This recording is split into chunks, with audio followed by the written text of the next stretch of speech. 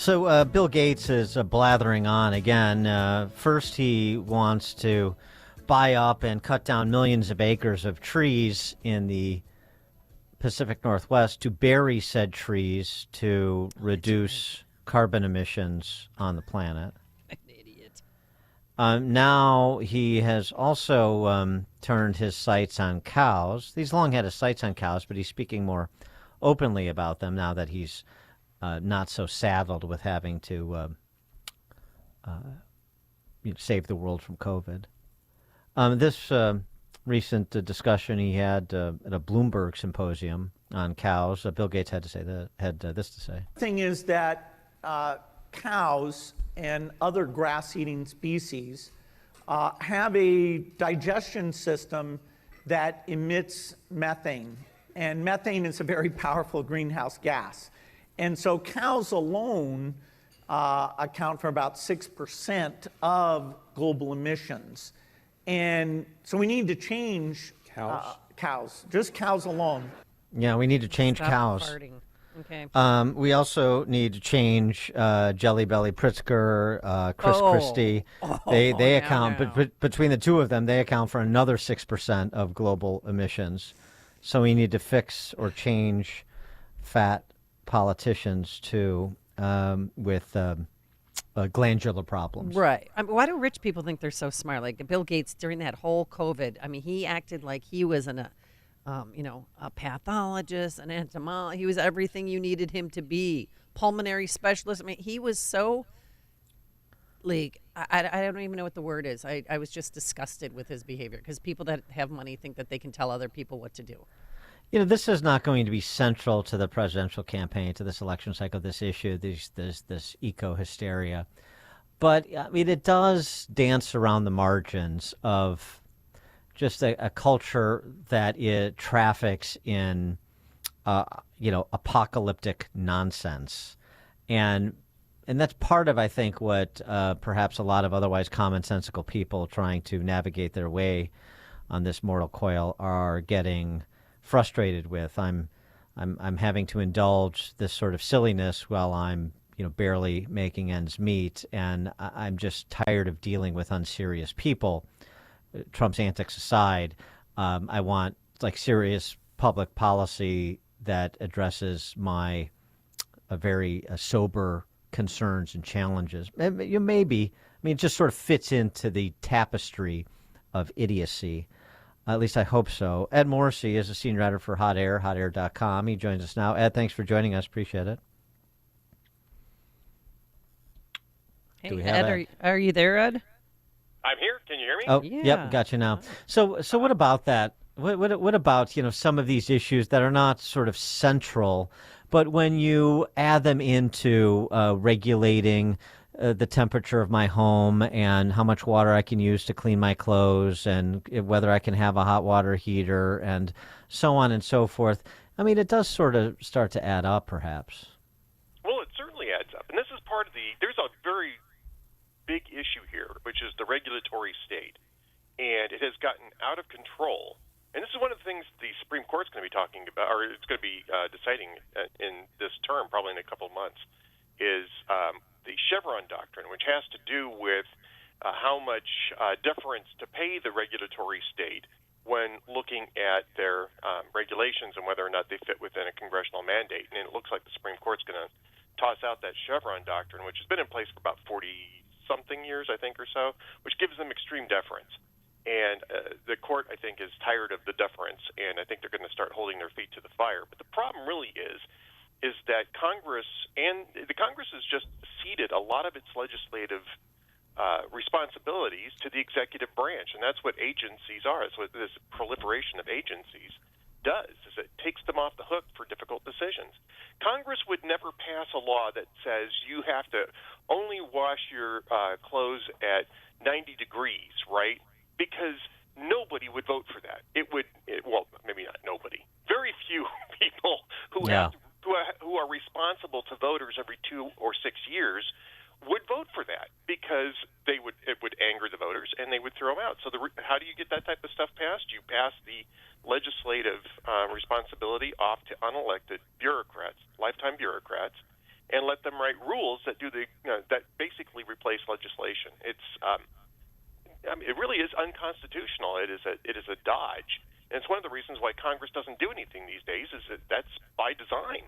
They don't want to hold tough votes because tough votes means accountability, and this is exactly what you get. And what we're seeing is just some of the ridiculous aspects of this. And I was reading somebody, and I'm sorry I can't credit who it was, but I thought it was very insightful. And the person was saying, look, they've been regulating businesses like this for decades. We're only really noticing this now because they're starting to regulate personal individual lives like this in the same way that they've been doing with businesses. And now we're noticing, and it's kind of late in the game, but at least it's a wake-up call.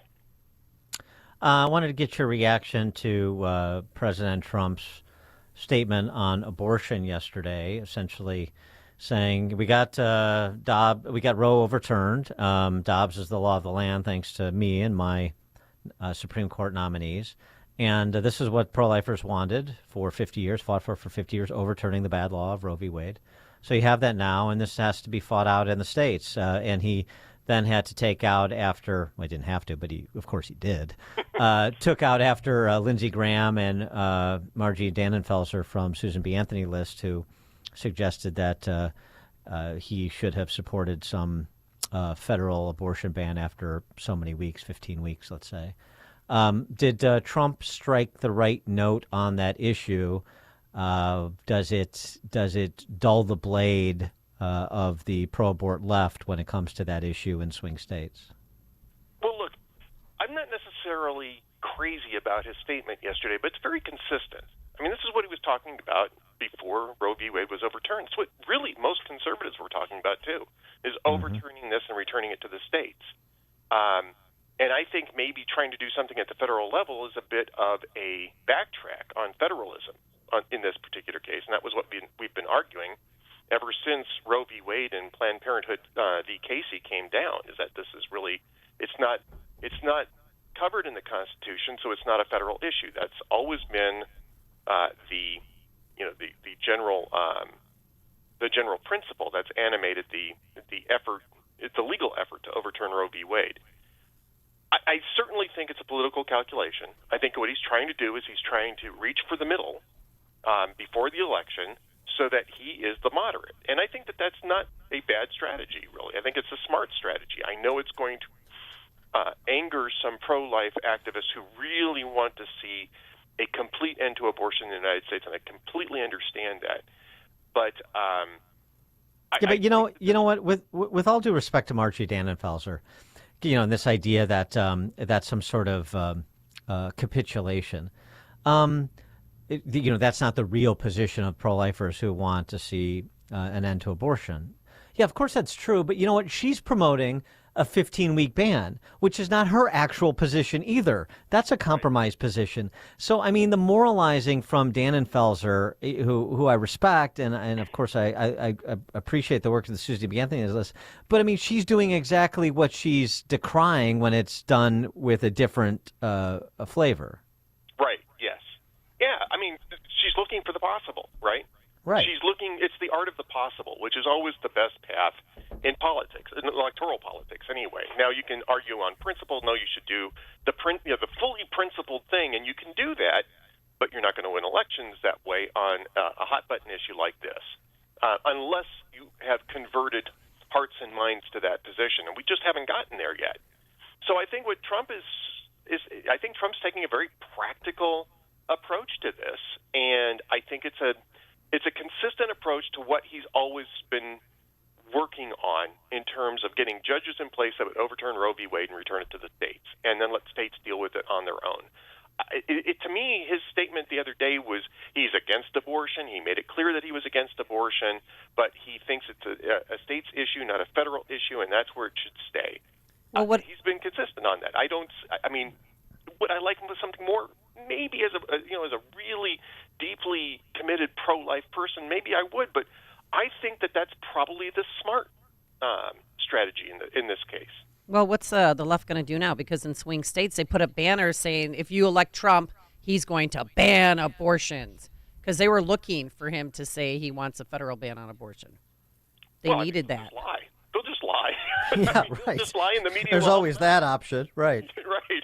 I mean, it's worked out pretty well for them so far, that strategy has, and I expect them to continue to do that. It hasn't worked very well for the media that keeps carrying that water, but it's working pretty decently for Democrats, especially on this particular issue.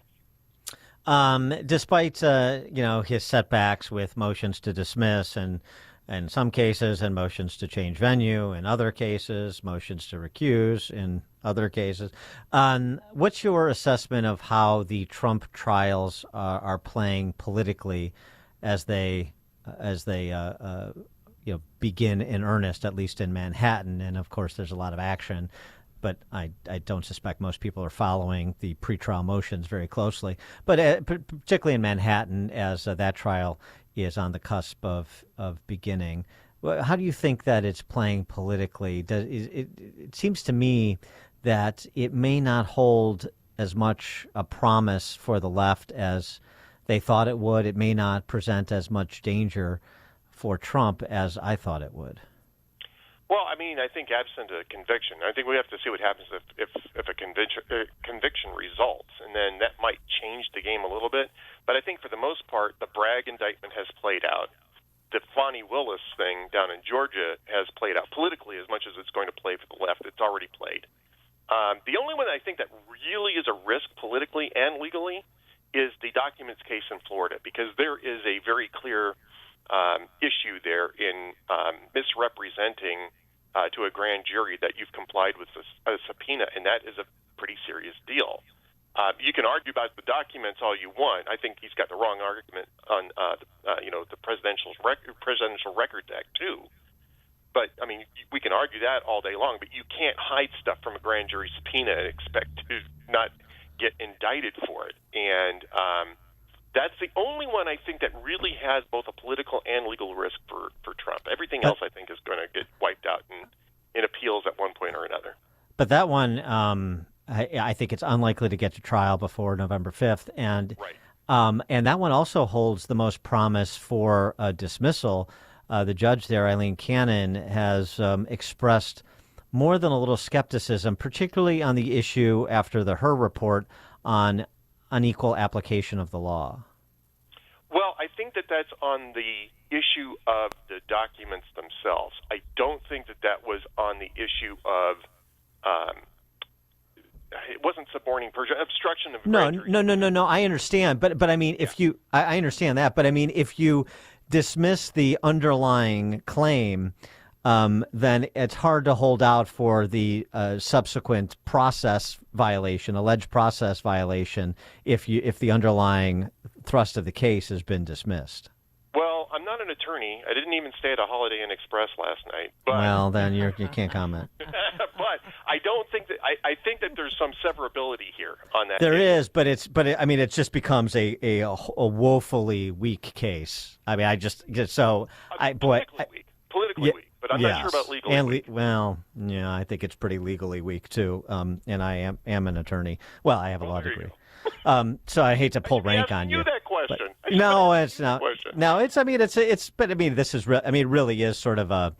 At this point, I mean, especially given the state of our justice system, these are really political questions more than legal questions, because that's how these things are being processed, unfortunately. Ed Morrissey, he's a senior editor at Hot Air, hotair.com. Thanks so much for joining us as always, Ed. Appreciate it. Well, you guys are awesome. Thanks for having me on. Thank you. And he joined us on our turnkey.pro answer line. Connect with Dan and Amy on the AM 560 The Answer mobile app. Just text the word app to 64636 to download the app today. At Signature Bank, going the distance for business banking customers is what we do every day. We understand that business owners have a strategic mission, a drive to succeed, a plan for growth, and don't have time to wait for a bank to respond. With Signature Bank, you not only have a banking partner that has